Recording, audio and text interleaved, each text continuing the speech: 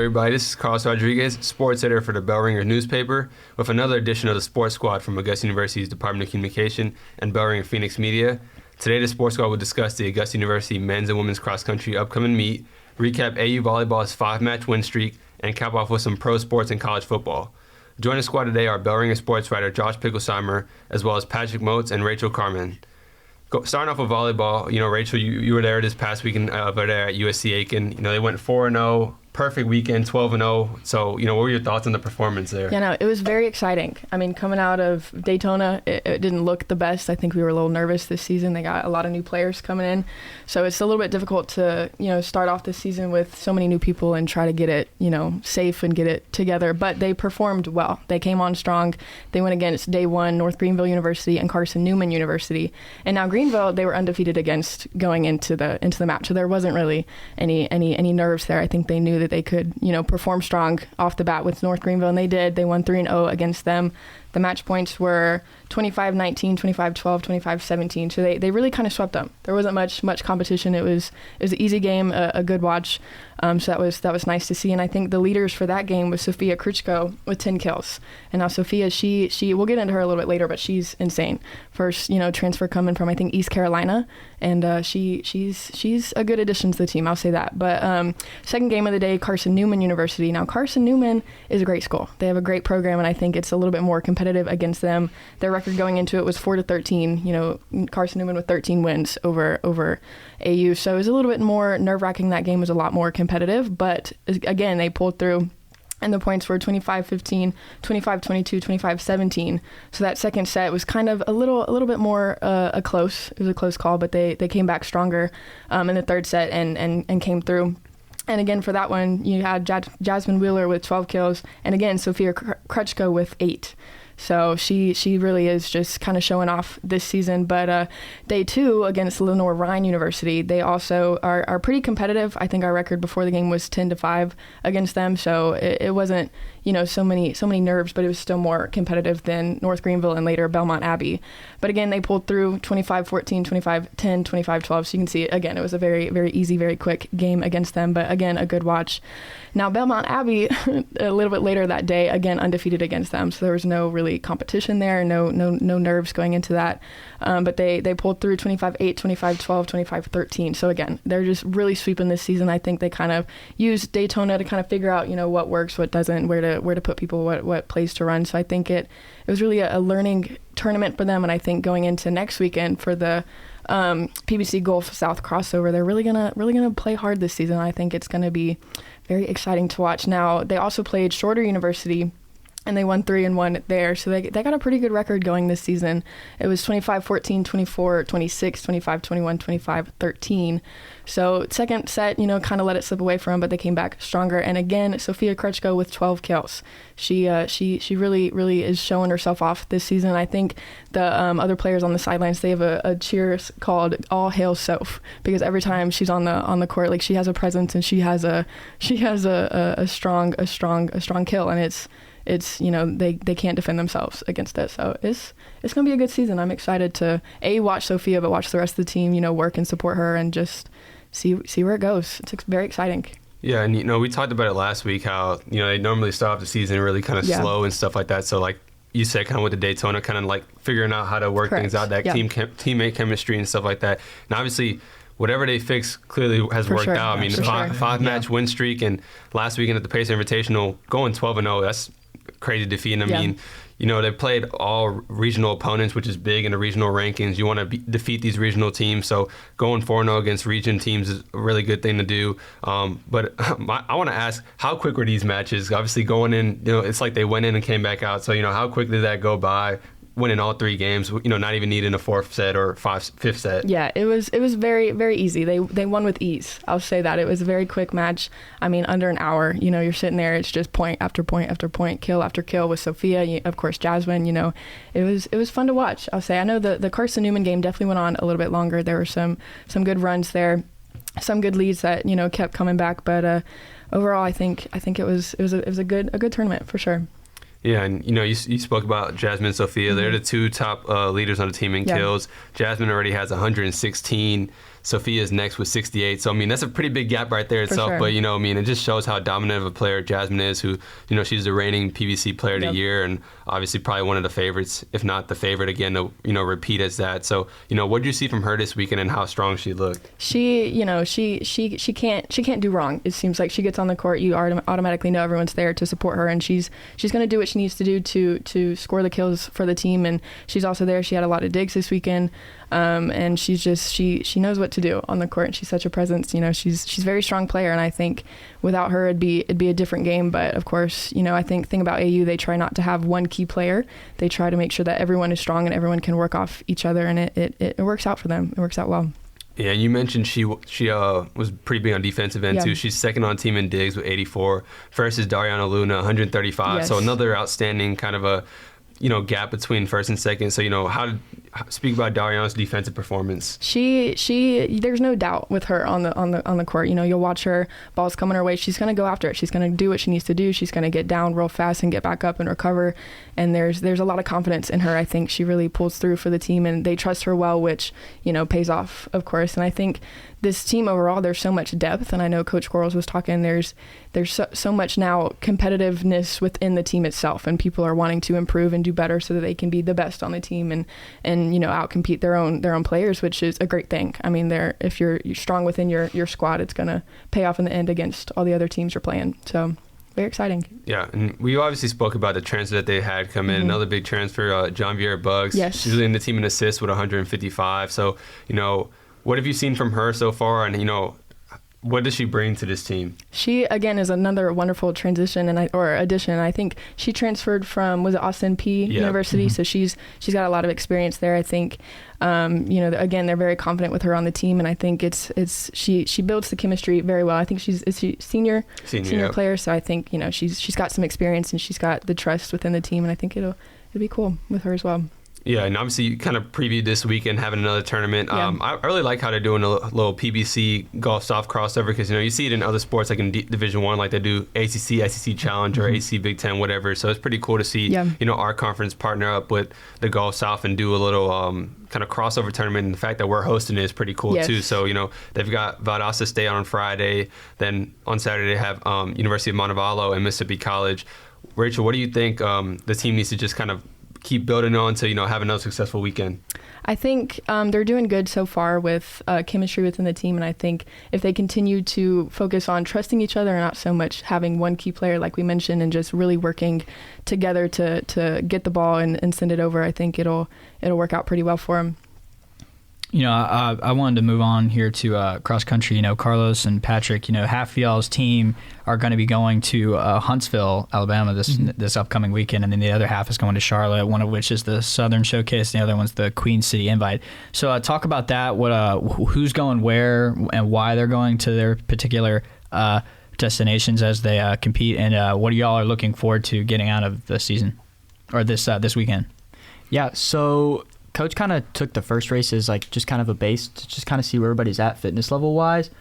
He wanted to kind of split it up, so that like you have to meet a certain amount of meets in the season in order to compete in the postseason and stuff. So he felt like splitting the team up and sending them two different races would allow us to meet that goal, while also allowing us to have not as much like intensity and burden on our bodies and stuff like that, because, you know, 8K is around just shy of 5 miles. So having that will allow the team to be able to meet that standard while also staying as healthy and as fresh as possible for the postseason. He's going to be sending 12 guys to Huntsville, and then whatever. It's probably like 15 or so 15 guys. Or so to Queens. Both are outstanding courses. We've run at Huntsville our freshman year. I'm excited to go back because I felt like as a team and as like just personally, like we've grown and matured a lot since then. So it'll be good to kind of see the course again, but from like almost like a new perspective. The Queens course, we raced there last year and we made a really strong showing as a team. So that course is just as fast and could be faster than the Huntsville course on the right day. That one is literally just a racetrack. Like that's a fast course to get out on. So the people who go there will have an excellent opportunity to run fast and run strong against good competition as well too.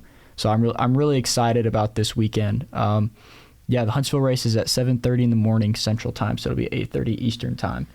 and then the Queens one is at 6:30, I believe. Yeah, something like that. Yeah, I'm not really too sure who's going to the Queens. Me and Patrick are going to the Huntsville one, so we kind of already know the teams that are going. So I'm excited just for the competition because, you know, you got some teams like Alabama, Auburn, Ole Miss, Mississippi State, Josh's favorite school, Kentucky. So it's like, you know, a couple of good or top D1s, you know, SEC programs and stuff like that. It's pretty cool to be able to get a chance to race them again just because we haven't had a chance to since we were there like 2 years ago. So I'm excited to be able to see how we could compete against some of their teams, even if they might not race, you know, their top 5 or whatever it is. I think it'd still be cool to get a chance to be able to race these teams. Right. Well, I mean, Lee will be there also. And they just came out, Stride Report just had them ranked number 10 team in the nation. So they're an outstanding team. We have a lot of respect for that team too.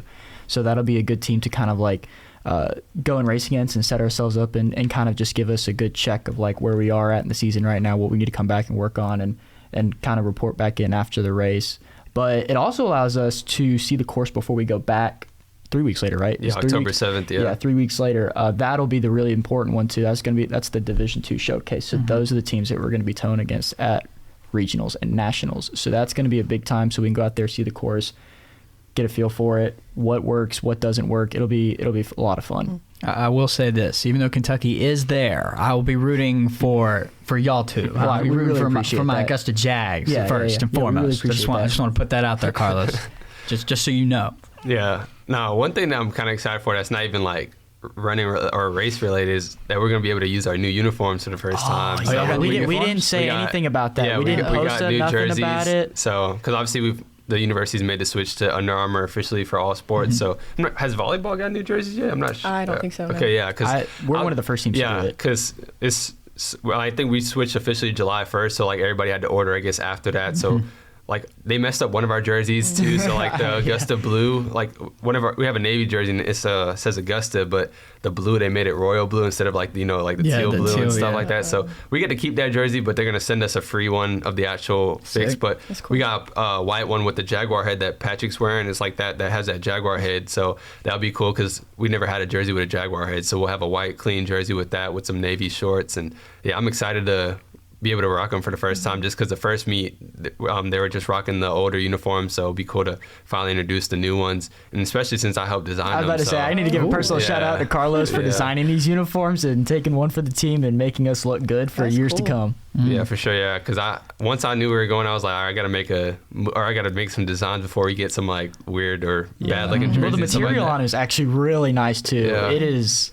I'm so excited because like we haven't posted anything about it. School hasn't, nothing. So we're gonna get on the line and everybody's gonna be like, "That's some new looking jerseys." So when you were designing them, was getting like the Jaguar logo on there like one of like the centerpieces that you wanted? Because like I know that with all like the D1, like the bigger schools when it comes to their track programs, I've always see like the Georgia, they have like the G or like they have like their main logo. Yeah. So is that like important for you when you were designing? I guess our main logo is the Augusta A. But I mean, we had that on the white jerseys last year, and like since I've been here as a freshman, I've worn the same 2 jerseys, and then we got the baby blue ones that we wore for nationals and regionals. But even that one had the A, so I'm like, when we got that new jersey, I'm like, dang, I wish we would have had one with a Jaguar head. So that's something we like. Some of the guys talked about is that when we do get some new jerseys, we want one with a Jaguar head. It's like an alternate. Yes, exactly. It's like an alternate uniform. The A, like it's cool and all, but I feel like the Jaguar head is like a cooler design in my opinion and stuff like that, just because you see the A everywhere, and I know our jerseys that say Augusta on the front,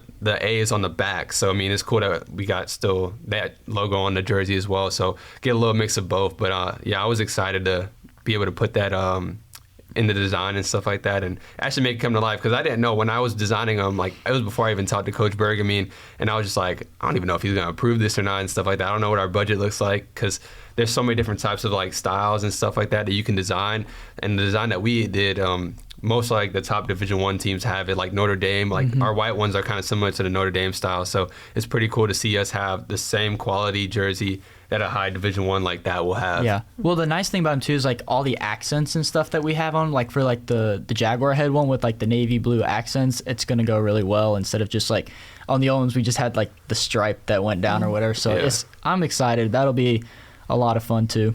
For sure. You're listening to the Sports Squad from Bell Ring and Phoenix Media. All right, moving on to some college football. Obviously, it was a big weekend last weekend. Texas versus Alabama. Texas beats Alabama on the road. But what was your thoughts on so far how the college season is going? Because we didn't talk about it last week. So what's your thoughts, Patrick, Josh, Rachel? If you want to chime in too, anybody can chime in really. Yeah, I thought that the Alabama-Texas game was a phenomenal game. I think Quinn Ewers has really grown up a lot in the past year. He just looks like a totally different quarterback. Mm-hmm. His poise, the way he throws the ball, the way he just commands that offense. And to go in there as a team into Tuscaloosa and beat them at home. And it was not like it was like a final field goal thing. They went in there and handled business. That was a really fun game to watch. It really was back and forth because when they came out of halftime, Alabama came out swinging. I was like, oh, man, here they go. Alabama's up. And no, Texas just stayed really calm. That defensive front did a really good job getting back there. But Alabama did kind of hurt themselves a lot with penalties. I don't remember the exact number, but they had a lot of penalties that kept hurting them. Like there was one where Jermaine Burton went and caught some 60-yard touchdown, and they had to bring it back because it was a holding penalty or something. So really, they were kind of stepping on themselves, which is unfortunate. You don't ever want to see that. But Texas, at the end of the day, really did play the bigger game, and I'm really curious to see how they do for the rest of the season. I do think that they'll definitely be in a playoff contention, but Texas does not own Alabama. A.D. Mitchell owns Alabama at this point. Yeah, no. I thought the game was really like a really good game to watch too. Like for a viewer, it was really cool because this is going to be like the last year that Texas is playing in a game like this where it's an out of conference matchup, and then in the following years they'll be in the SEC. So I thought that was really cool. That was like kind of like their last hurrah before they're in. Yeah, it was like their hey, we're coming type deal to Alabama and the SEC in general. Some things I saw in the game is Jaden Milroe, he had the quarterback for Alabama had 2 picks, so, and Quentin Ewers didn't have any, Quinn Ewers didn't have any. Always. So turnovers really kind of cost them. That's why they lost by 10. And they were kicking field goals early. They couldn't quite get into the end zone. It was tough. They'd get there, like they'd get over the half field, but then like Texas would get a stop, and then they couldn't do anything. And another thing I saw was that Alabama's leading rusher, Jason McClellan, only had 45 rushing yards. And, when you think of Alabama, I think of like these tough, hard-nosed, like put your nose down and you're going to run through the D-line kind of running backs that would get 80, 100-plus yards when it came to the ground game. So I think like Alabama's trying to find themselves right now, and I feel like a lot of people were calling that early in the season. Like Alabama's got to find themselves early. They didn't really know, like the whole quarterback situation was a big thing, and then now this offensive line, questionable wide receivers. So it's going to take some feel, but I liked what I saw from Texas. I'd like to see you go talk to ESPN about that because they were all head over heels for Alabama and saying they're going to win. They ride Alabama anyway. Yeah, they really do. I mean, it was bad. It happens. I want to ask, Josh, what are your thoughts? We were kind of talking about it at practice a little bit yesterday, too. I kind of went on the record. I'll even throw it out there. I think Colorado is an extremely talented team, but I kind of want to see more out of them. They've played a TCU team that got absolutely diced in the national championship last year and then lost everybody, came in at 17, and then technically they should have beaten Colorado. Colorado's a first-year team with a new coach, new staff, new everything, and they got beat pretty good by them. And then Colorado comes in and beats a Nebraska team that's really not that very good. So I'm really excited to see how they play against Oregon and USC and Washington coming up. But what are your thoughts on this Colorado team right now? Because everybody's really buying in, and I just want to see a little bit more. It's not that I'm just curious to see how they go.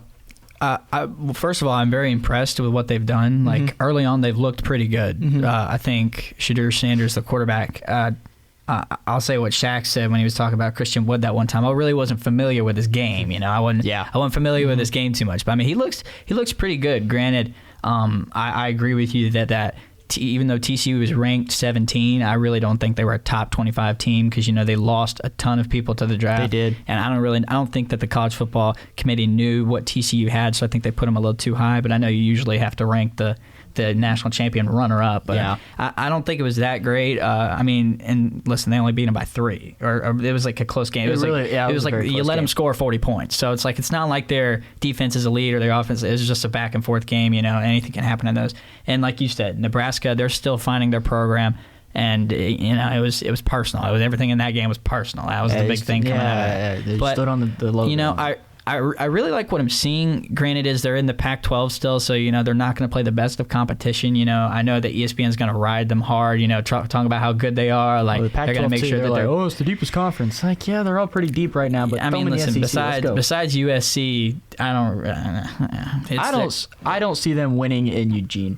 I don't see them going into Oregon and winning. Yeah, I don't see it either. I mean, I think that this is an amazing turnaround for the program in general. I'm not buying in. I'm buying into Deion Sanders, but I'm not buying into the program right now because, give it a couple years. I think it can probably. Absolutely. But it might be another one of those situations where I know Kentucky's basketball program has had this in the past where, you'll have amazing talent, but you don't play anybody. And then when you play somebody, you're not used to that intense competition, and then you might just not know what to do. But it'd be hard for me to believe that a Deion Sanders coach team would get to that situation, but it could. So I really liked what I've seen from Colorado. I'm not buying in. So if they play another, let's see here, I'll just pick a team right here, 17 Ole Miss. If they were to play Ole Miss right now, I think Ole Miss would kill them.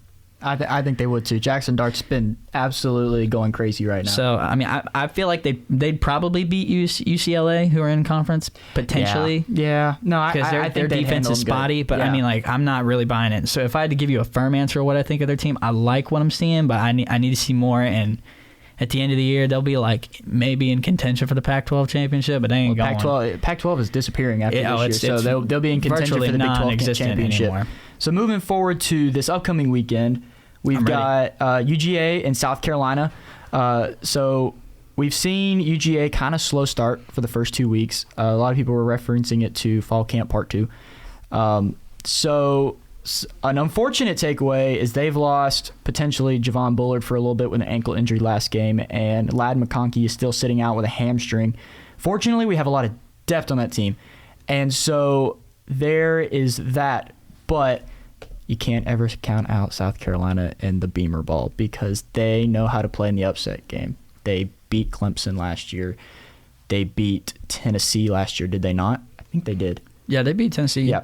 They ruined Tennessee's chances of getting to the college football playoff. They did.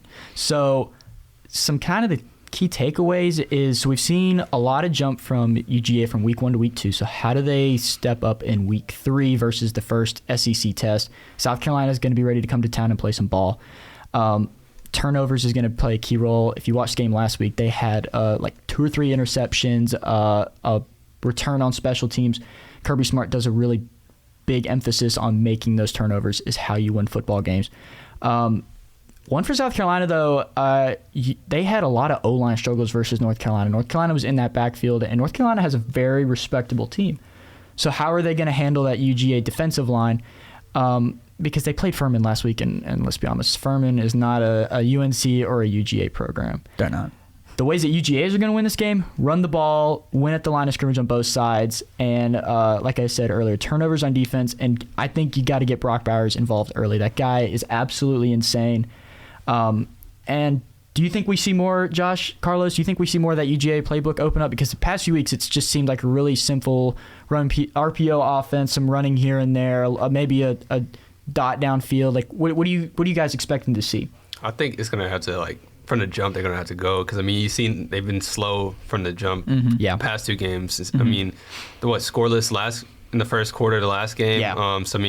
I think just going all out from the jump, not playing scary and stuff like that, just because I think South Carolina will be able to take advantage of that if, you have a slow start and, if they might have a even better start and stuff. So I think just getting off to a good start is going to be the key to winning that game.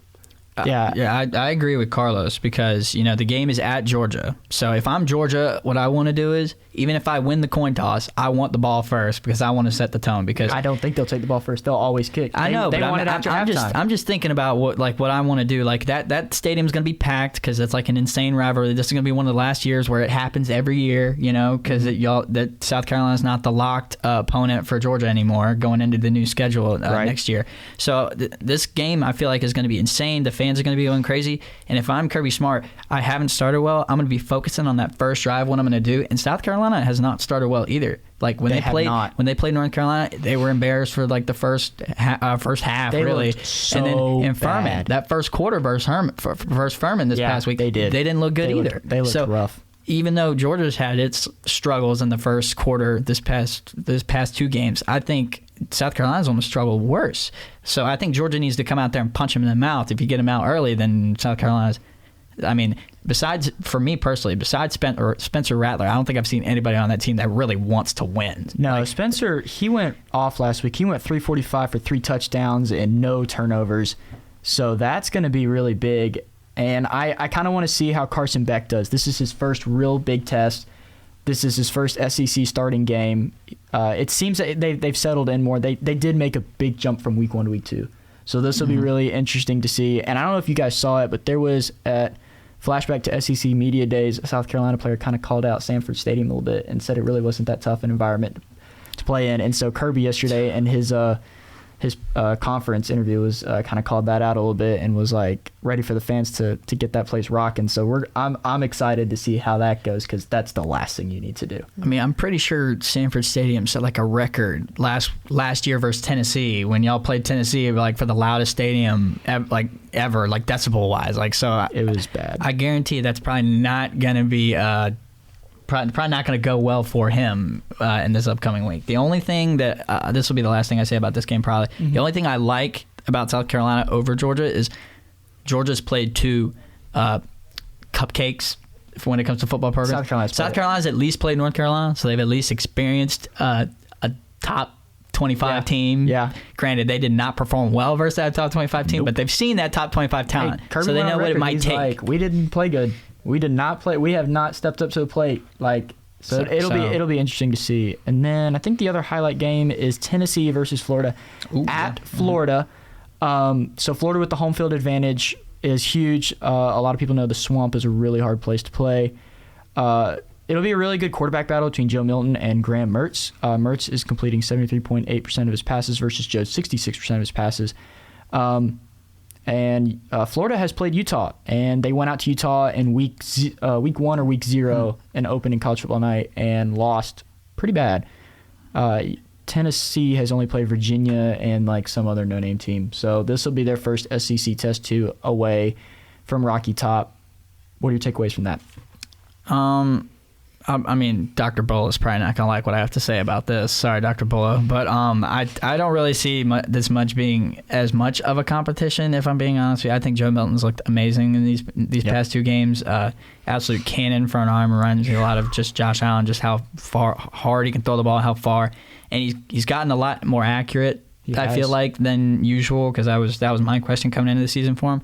But the past 2 games I've seen from Florida, I mean, especially that Utah game, they looked lost more than I thought they would, and which is going to happen because they had a lot of people transfer out late, especially I think they had like a quarterback that was going to be like their big guy, and then he left like just before the season. Dr. Bulla was telling me about that, and I felt bad in that moment. But I mean, Tennessee's defense was like the big question mark last year because their offense could score 50, but the defense would probably give up 45, 50 points too. But the defense is just shored like up. Alabama game. Exactly. So the defense is shored up a lot more. I think if Florida can pack the stadium, like you were saying, if they can pack the Swamp, and they can like stay enthusiastic regardless of a couple drives of not going so well, I think that could really help them as a team. They probably need that stadium, so maybe you could rattle the Tennessee team, because I mean, the Tennessee team, they're very well likely to not show up if you can get them rattled. But if I had to give you a prediction right now, Patrick, I'd probably go Tennessee over Florida. So I'm taking Tennessee too. I don't know what the point spread is, but I know for the UGA game, they have UGA as a 27.5 point spread, and that's not going to happen. Gosh. That's not going to happen. They're not going to beat them by 3 possessions. It's not happening. I mean, no, but last year, I mean, y'all beat them by 41 points. Yeah. Or Georgia beat South Carolina by 41. That was a totally different team, though. Okay. If you say so. But yeah, if you ask me right now who I'm picking Tennessee. And for the South Carolina-Georgia game, I want South Carolina to win. Don't get me wrong, but they're not going to. All right, now. Listen, I'm a Georgia hater. That's my job. As a Kentucky fan. I don't to be like a Georgia hater. I think you're doing a terrible job. Sorry, Patrick, but I'll pick Georgia to win. I want South Carolina, but I'll pick Georgia to win, and I think Tennessee is going to beat the Florida Gators. Georgia by 10. I think they win by 10. Yeah, Georgia wins. They're winning by 20. But yeah, so I'll pick the Georgia Bulldogs to beat South Carolina, and then I'll pick Tennessee to beat Florida. Sorry, Dr. Bulla. All right, but before we wrap up, obviously, NFL opening week last week. So, what are your thoughts or games that you guys liked, that you guys watched, or players that stood out? What do you guys think about the opening week? Something I saw on ESPN I thought was really interesting. I think it was Lamar Jackson, Joe Burrow, Jalen Hurts, and Daniel Jones. I think those four put together have contracts totaling like $950 million. And week one, they combined for one touchdown. It was bad. Which is insane, you know? Yep. I was like, what? That can't be right, you know? I mean, granted, I think that the only team that played well that week was the Ravens because, you know, I think they played the Texans. So, yeah, it really wasn't much. But, I mean, I liked that. I saw that the Cowboys were good. I think when the Cowboys are good, the NFL is in a decent spot. I hate that the Cowboys are good, but when as a league, I think it's good when they're in there. Give it 7 or 8 games. Give it 7 or 8 games. We'll see the true Cowboys. I think the 49ers look amazing. They totally embarrassed the Pittsburgh Steelers. I mean, the Pittsburgh Steelers are absolutely awful. I think they're probably an early Super Bowl contender favorite. And then the big thing on Monday night for me was that Aaron Rodgers tearing his Achilles on the 4th play of his career as a Jet. And so I was talking with a friend of mine, Michael Fortino, who's in the comm program, and I don't even know if he's going to want to come back, Aaron Rodgers, because, you know, it was a big question mark if he wanted to come back this season. And then he was like, fine, I'll come back. And then he got the trade, and now he's going to spend a whole year rehabbing that Achilles. I think he's 38, 39. So he's going to be 39, turns 40. So he's going to be 40 next season. So it's going to be a question mark. I hated that. It was a really big bummer, but I see the score on your laptop here, Patrick. That Falcons game was really good. I really liked that. They played well. Like a lot. I was getting some hate in comm class the other day because I said the Falcons look pretty good, but pretty good for the Falcons is a lot different than what pretty good for like the Chiefs are. That's true. I just kind of wish they would, you know, because I have, I love me some Drake London and some Kyle Pitts, and I really wish they would just utilize them more, and they just don't. So, but they win against the Panthers at home, 1-0. They have the Packers this week. Packers looked good last week, so that'll be They played the Bears though, so I got to see it. I got to see it again before. Jordan Love looks a little bit better though than a lot of people anticipated. I'll give him that, but it's the Bears. It's the Bears. Yeah, I got to see him against it. I mean, and the Falcons defense. You said they're playing the Falcons, right? Yeah, Packers. Okay, so. Defense look good. The defense for the Falcons is better than usual. So if Jordan Love can look good versus the Falcons, then I'll believe it. Let's see. Any other 49ers Rams? That'll be good. Well, Cowboys Jets, that was supposed to be a good game, but you know, we'll see. I think that's about it. Yeah, I think that the Falcons look pretty good. NFL, I think we need another few weeks to kind of see what happens where, and we'll be able to get more into that. Last thing, Bills look pretty rough on Monday Night Football. They look terrible.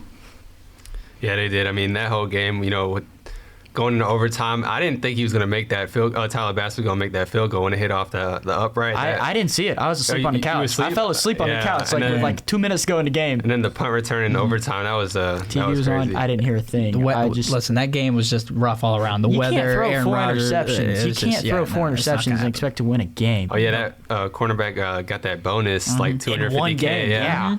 That was crazy. And then Joe Burrow, you got to fix it, bro. All right, that'll wrap everything up. Thank you for listening today, and thank you to our panelists for being on the podcast, Josh Picklesimer, Patrick Motes, and Rachel Carman.